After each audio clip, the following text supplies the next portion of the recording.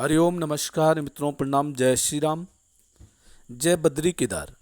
मित्रों, एक बार पुनः आपका स्वागत कर रहा हूं श्री शिव शक्ति आध्यात्मिक चैनल पर, जहां पर कि मैं आपको ज्योतिष से संबंधित, अध्यात्म से संबंधित छोटी छोटी और महत्वपूर्ण जानकारियां उपलब्ध कराता हूं। इसी कड़ी में आज केतु ग्रह है, केतु ग्रह के बारे में बताऊंगा कि केतु ग्रह किस प्रकार से जातक को अपने कारनामे दिखाता है। एक सामान्य ग्रह होने के साथ साथ जन्म कुंडली में अपनी महत्वता, अपनी छाप छोड़ जाता है केतु ग्रह। तो मित्रों, आओ चर्चा करेंगे केतु ग्रह के बारे में। मित्रों, केतु एक रहस्यमयी ग्रह है। यह जातक को एकांतवासी, सोचने वाला और दार्शनिक, इस प्रकार के कारण केतु बनता है। केतु जिस भाव में बैठा होगा, मित्रों, केतु एक तड़प होती है, केतु एक प्यास होती है, केतु एक जिज्ञासा होती है। तो केतु ग्रह जिस भाव में बैठेगा, उस भाव से संबंधित जातक के मन में प्यास होगी, तड़प होगी और जिज्ञासा होगी।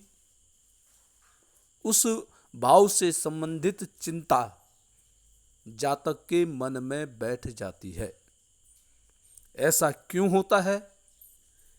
मित्रों, इसका कारण यह है कि जिस भाव में केतु ग्रह बैठा होता है, उस भाव से संबंधित सुखों को जातक पूर्व में भोग देता है और इस जन्म में केवल उस भाव से संबंधित प्यास रह जाती है, तड़प रह जाती है, इच्छा बाकी रह जाती है।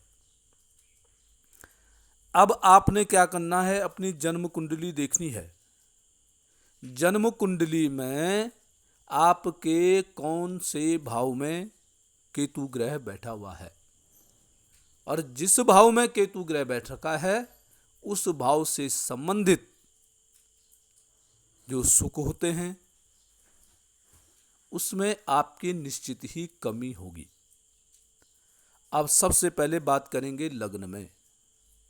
मित्रों, यदि लग्न में केतु ग्रह बैठा हुआ है, तो ऐसा जो व्यक्ति होता है, उसकी जो शारीरिक स्थिति होती है वह परिपूर्ण नहीं होती है। दूसरी बात, ऐसा व्यक्ति औरों के लिए, अन्य लोगों के लिए समर्पित होता है, परंतु जब स्वयं की बारी आती है तो अपने को अकेला महसूस करता है, अर्थात आत्म सुख में कमी कर देता है केतु लग्न में बैठ करके। दूसरा भाव कुटुंब भाव है, दूसरा भाव धन का भाव है। आप धन के लिए जूझते रहेंगे, स्वयं के लिए, परिवार के लिए आप सब कुछ करेंगे, परंतु परिवार से जो आपको प्रेम मिलना चाहिए, प्यार मिलना चाहिए, सहयोग मिलना चाहिए, उस सहयोग की आपको हमेशा कमी महसूस होती रहेगी। द्वितीय भाव में बैठ करके केतु की ये दशा हो जाती है। तीसरा भाव है पराक्रम का भाव। तीसरे भाव में, पराक्रम के भाव में यदि केतु ग्रह बैठा हुआ है, तो पराक्रम के लिए तरस जाता आदमी। कहीं पे लड़ाई झगड़ा हो रहा है तो आप शांत हो जाते, चाहे आपके लिए कोई कुछ भी बोले, आप पे क्रोध नहीं आता है, जोश नहीं आता है। चतुर्थ भाव में बैठा हुआ केतु सुखों में कमी कर देता है, सुख के लिए तरस जाता है आदमी, सुख प्राप्त नहीं हो पाता है, मां के साथ संबंध अच्छे नहीं रह पाते हैं। पंचम भाव में मित्रों यदि केतु ग्रह बैठा हुआ है, तो केतु ग्रह पंचम भाव में बैठ करके जातक की मनोदशा को दार्शनिकता की तरफ ले जाता है। संतान का सहयोग में कमी हो जाती है। इच्छाएं बहुत होती हैं परंतु अपने इच्छाओं को मार देता है। छठवें भाव में बैठकर के केतु, जिनका छठवां भाव में केतु होगा, उनका मातृपक्ष से अर्थात मामा, नाना इत्यादि इन पक्षों से बहुत सुंदर सहयोग नहीं मिलता है। सालों से सहयोग नहीं मिलता है। पत्नी के जो भाई होते हैं उनसे सहयोग की प्राप्ति नहीं हो पाती है, वो ना के बराबर रह जाता है। सप्तम भाव में यदि केतु ग्रह बैठ रखा है, सप्तम भाव होता पार्टनर का भाव, तो आपका जो सहयोगी है वो केवल नाम मात्र का सहयोगी होगा। सुख दुख का सहयोग नहीं मिल पाता है, केवल काम से काम और इसके अलावा कुछ नहीं। तो केतु यहां बैठ करके ऐसे कराता है। अष्टम भाव में केतु बैठा हुआ है तो पैतृक संपत्ति हमें प्राप्त नहीं हो पाती है, तरस जाते हैं, कोर्ट कचहरी का मामला बन जाता है, परंतु पैतृक संपत्ति प्राप्त नहीं हो पाती है।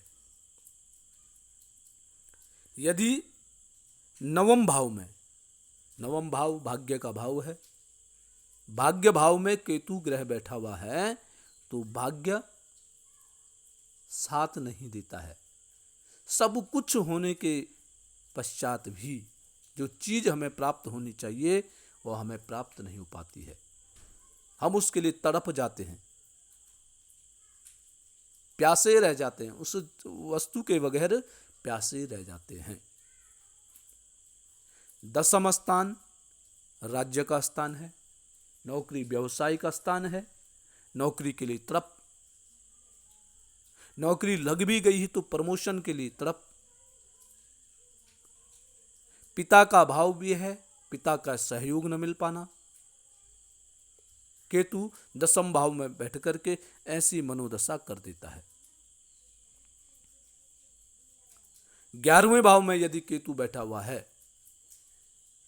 तो 11वें भाव में केतु लाभ भाव है। 11वां, जो वस्तु हमें मिलनी चाहिए थी, जिसके हम चाहत रखते हैं कि ये मेरी है, तो वही वस्तु हमसे दूर दूर हो जाती है।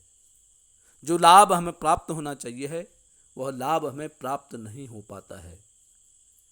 केतु की यह स्थिति बन जाती है और हम उसमें कुछ कर भी नहीं सकते हैं। अब 12वें भाव की बात करेंगे, व्यय भाव में। व्यय भाव में जब केतु बैठ जाता है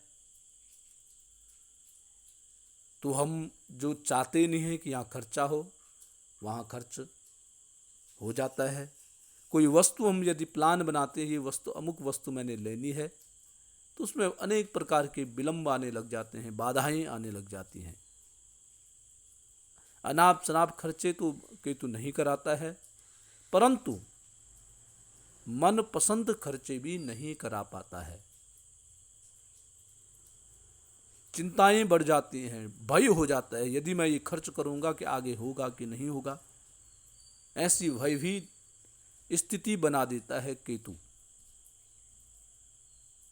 तो मित्रों, केतु ग्रह जिस भाव में भी होगा, जहां भी बैठा होगा,